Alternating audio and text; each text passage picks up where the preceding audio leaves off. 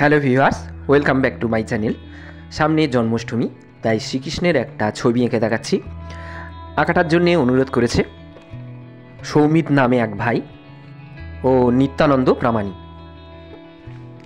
আঁকাটা স্কিপ না করে পুরো দেখবে বন্ধুরা। আর যারা চ্যানেলে নতুন দেখছো, চ্যানেলটা সাবস্ক্রাইব করবে। আমি গতকাল আঁকাটা এঁকেছিলাম। ঠাকুর ঘরের জন্য লুচি ভাজতে ভাজতে তাড়াতাড়ি চলে এসেছি।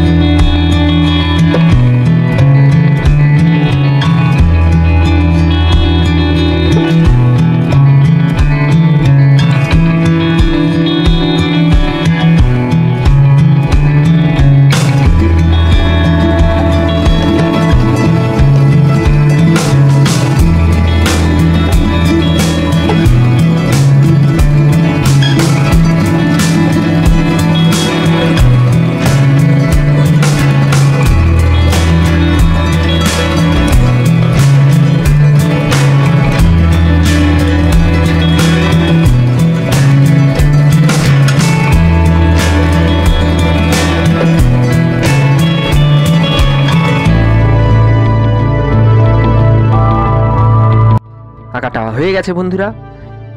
কেমন লাগছে কমেন্ট করে জানিও, আর চ্যানেলটা সাবস্ক্রাইব করে দিও। Thank you for watching.